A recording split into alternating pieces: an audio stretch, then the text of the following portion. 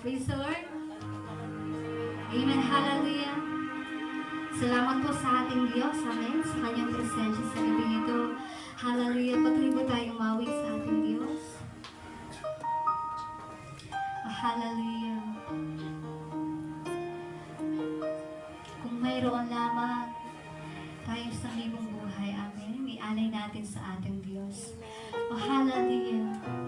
Sige po, patuloy natin itaas ang ating mga kamay. Ialay po natin ang oras na ito para sa ating Diyos. Ito ang oras na para sa Kanya. Hallelujah.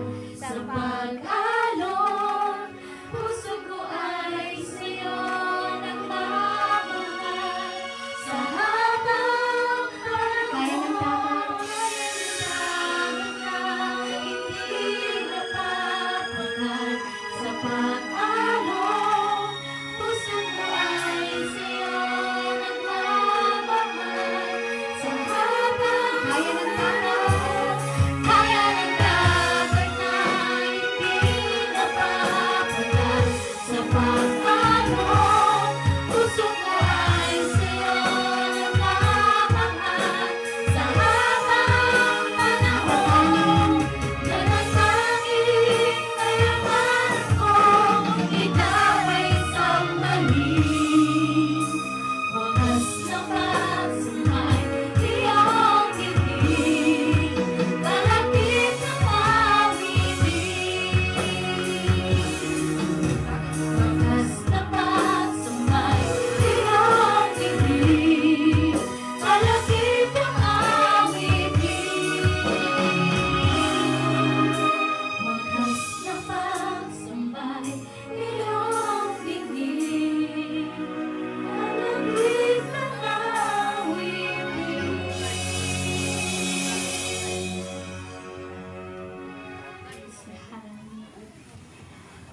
patuloy tayong mawit sa ating Panginoon. Hallelujah.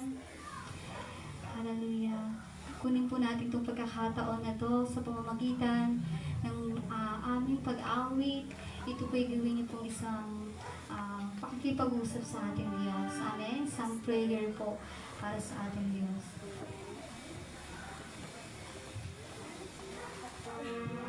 Praise God. Praise God. Tunay nga sa pagsikat ng liwanag ng Panginoon, ikaw ang nagbibigay sa amin ng bagong buhay, bagong lakas, at bagong pag-asa. Yan naman o Diyos, pagsamba, tanging sa iyo lamang nararapat ang aming pagsamba. Hindi man ito sapat, Panginoon, sa lahat-lahat ng iyong kabutihan, sa lahat-lahat ng iyong pagpapala na binubuhos mo sa amin, sa aming pamilya, na napakabuti mo kahit hindi kami karapat-dapat, na kami marumi, makasalanan, pero ikaw ang Diyos na kailanman na hindi ka iniiwan, na patuloy mong niyayakap, na lagi namin nasasantanan sa tuwing kami na panghihinaan, ikaw ang aming nagiging lakas. Kaya hallelujah, Lord God, aling sa iyo ang aming papuri. Hallelujah! Sa bawat oras at araw, ikaw ang kalakal. Sungkuhan, laging inaasam sa tuwing ay maranam. Pag-ibig mo,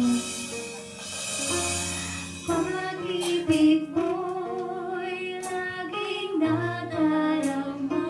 Ikaw ang laging hanap, ikaw ang laging hinahanap. Sabay-sabay po tayong mawin. Kalakasan ko'y laging naghihintay, sa amin ay lubos na nagbigay ng buhay. Sa pagsikat ng liwanag, pag-asa'y naghihintay, at ang pangako mo'y kalakasan. Sa nagtitiwala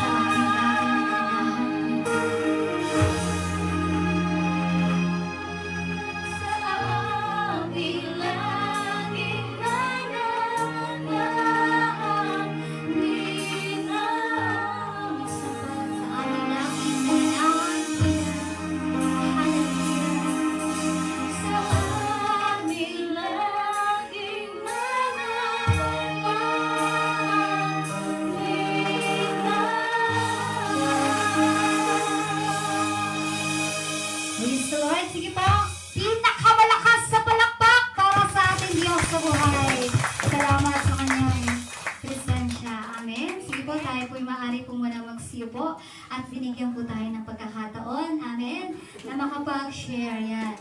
Now, sino po ang nais na magbahagi ng mga kabutihan ng Diyos na pinagkaloob sa Kanya? Amen. Mga pinagpala ng Diyos sa buhay, sa Kaniyang buhay. Amen.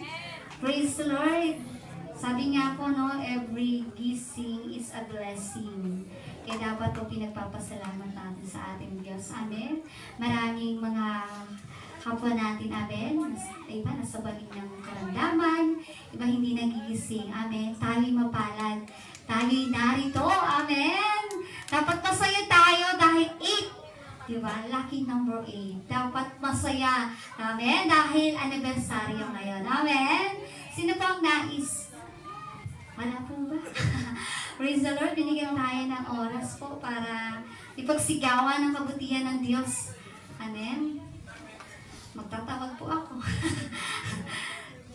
Mr. Joji, talaga dito, samahan po ako sa harapan. Praise the Lord. Hallelujah. Sigawan ang kabutihan ng ating Panginoon sa buhay niya. Walang iba kay Sister Kagawad Gina. Palakpakan po ang ating Panginoon. Bagamat siyang late, pero hindi talaga siya nakakalimot natin kay Nazareno sa 8th anniversary. Thank you po, Kagawad. Salamat po. Na-surprise naman ako. Pati na po nakahabol ako.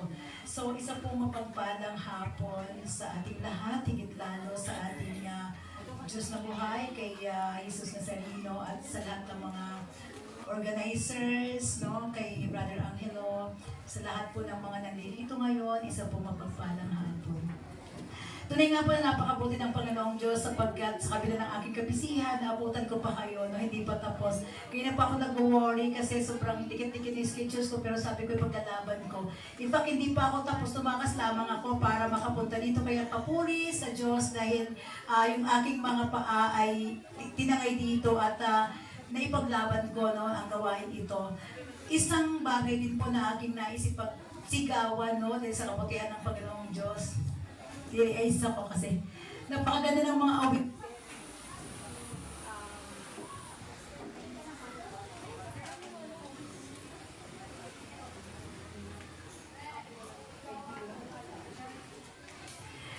Kanina no, yung praising song, sobrang nakakatouch sa akin dahil ilang taon po meron akong isang kapatid na medyo na linihes noon ng konti sa buhay dahil nagkaroon ng family problem. Alam nyo, sobrang naiyak ako kanina nung kumakanta kasi inaalala ko siya. Nagpapasalamat ako kay Lord kasi ngayon, he's doing okay. Kanina kausap ko yung kapatid ko kasi dinala namin sa probinsya para tuloy ang mga pagbagong buhay. Dahil alam naman natin dito sa Metro Manila, di po lahat ng tukso nandito. Pag mahina-hina ang kapit mo sa Lord, matatangay ka talaga, no?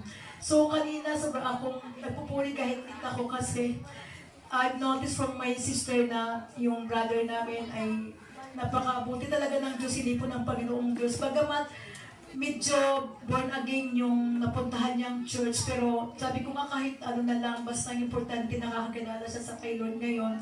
In fact, siya yung gumagawa ng simbahan ngayon sa More and Eastern Visayas, no, kung saan ni Yolanda. Nandun siya ngayon, gumagawa ng church, tapos nagsisimba every Sunday. Siya yung minsan dinala ko sa gawain natin. Naniniwala ako na dahil sa pag-attend namin kay Nazareno, yung mga last nakaraang po, sinasama ko siya dito. At I even brought him sa Quiapo na nagsisimba kami doon. Minsan we attended 2 mass, no, sa isang pagpunta namin. Kaya sobrang nagpapasalamat ako at ipinagsisigawan ko ito sa Panginoong Diyos. Dahil tunay nga na pag talagang mukha sa kalooban mo, may mga sakripisyo tayong gagawin, no, para sa Lord, talagang pinagkakaloob ang kanyang kahilingan. Sa bawat pagsulat ko po ng aking prayer request dito, sa kabila ng aking kabisihan, sa kabila ng dami kong obligasyon sa buhay bilang isang single parent, bilang isang kapatid, bilang isang kapitbahay, bilang isang public servant, pag tuwing uupo ako dyan at nagsusulat ng prayer request, yun po yung laya kong sinusulat. Wala akong ibang sinusulat, wala akong sinusulat na para sa sarili ko, kundi para doon sa kapatid ko na naway makakilala sa Panginoong Diyos ng tuluyan. Kasi hindi po ako magiging matagumpay no, na anak ng Diyos kung hindi po yung mismong kapatid ko na maakay ko sa Panginoon. Kaya maraming salamat po sa Diyos na buhay, sa inyong lahat, no? Dahil sinasabi nga, isa man, dalawa man o higit pa nagkatipon ay nariyan ng Diyos sa ating kalagitnaan upang dinggin ang ating mga kahilingan kung ito'y kanyang kalooban. Kaya maraming salamat po. Ako po sa Panginoong Diyos dahil sa kanyang pagtugon sa aking karaingan. Thank you so much po. Maraming salamat po, Sister Gina, at napakabuti po talaga ng ating Panginoon. Hindi niya papahintulutan na ang mga anak niya mapalayo sa Kanya. Amen. Ngayon po, tutatawag po tayo ulit mula sa ating kapatid na si Sister Edna. Palakpakan po natin. Sister Edna.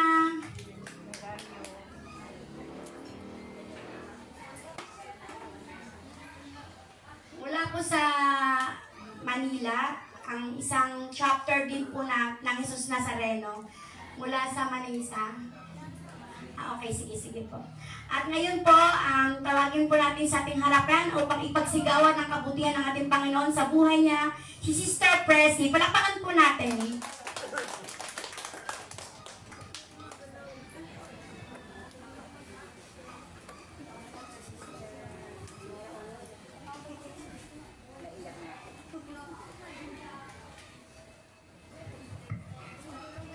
Magandang gabi po sa inyong lahat, sa lahat po na dumalo.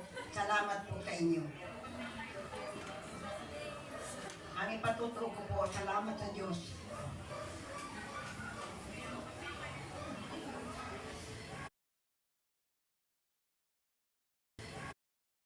Inaangking ko po na matagumpay ang 8th anniversary na ito. Matagumpay po sapagkat nagkakaisa po kami. Kahit wala man dito ang anak ko, pinagawa niya rin po talaga ang nararapat. Sa totoo po, nanonood siya sa oras na ito, nanonood niya tayo. Kaya po ako naiiyak dahil nanulungkot po ako. Ganun pa man, maraming salamat at ang lahat ng ito, sa tulong ng bawat isa, kami po ay nagkaisa at naituloy po ang anibersaryo pong ito. Bagamat kami po talaga, sagad kami talaga lahat, ang bawat isa dumadaing, pero ganun pa man nakagawa kami ng paraan upang may taguyod po ang bagay na ito. At sa aking mga kapatid, maraming salamat po sa inyo dahil nakipagtulungan po kayo. Kumilos kayo. Kumilos ang banal na espiritu para sa atin upang ipagdiwang natin ang bagay na ito. At ngayon po, alam ko po ng bawat isa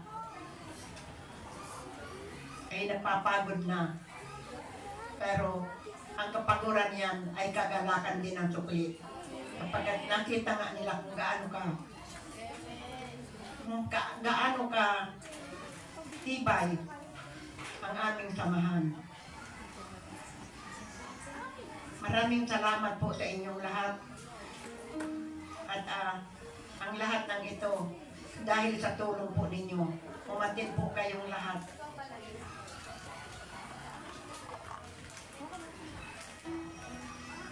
Nakakaiyak po talaga.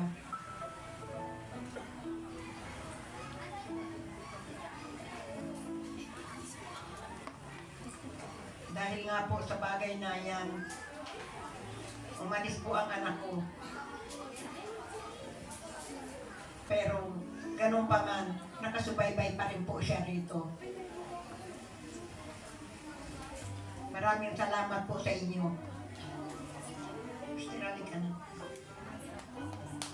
Maraming salamat po kay Sister Presley sa nakakalungkot na mensahe. At bagamat nanonood po ang ating founder na si Brother A.D. Angelo Vargas, belated happy birthday po at sana naway gabayan ka ng aming pong Jesus Nazareno sa lahat ng iyong ginagawa. Maraming salamat po. At ngayon po, tatawagin ko po ang ating isang coordinator sa chapter ng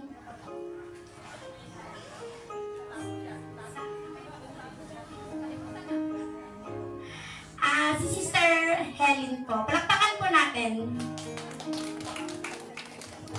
Hello po! Magandang gabi po sa inyong lahat. Yan. Nakalimutan na ako ni Sister Joji kung saan ako. Yan. Parang ako lang din eh. Para ng senior citizen moment. Ayun po, yung sa akin ipapatutuo ko yung tungkol po sa pagsubok. Lahat naman po tayo, di ba? Nakakaranas din po ng pagsubok. Ako, ganun din. Pagamat may pagsubok, pero ako'y nagtitiwala kay Lord na bandang huli, mayroon din kagaanan. Amen? Kasi ako po naniniwala talaga na habang nabubuhay pa ako dito sa mundo, kakambal ko ang pagsubok, mga problema. Kasi hindi mo naman po talaga tayo nawawala ng problema. Amen? Kahit na nga maglingkod ka pa kay Lord, andyan din yung pagsubok. Damor nga nalalapit ka kay Lord, damor naman na may pagsubok. Amen? Ganyan din sa akin. Kung ngayon, dumadanas din ako ng pagsubok. Yung pagsubok na to, alam ko na hindi naman pinahintulutan ni Lord to kung hindi ko kaya. Naniniwala ako na itong binigay ni Lord na pagsubok sa akin ay talagang binigay ni Lord to sa akin para kakayanin.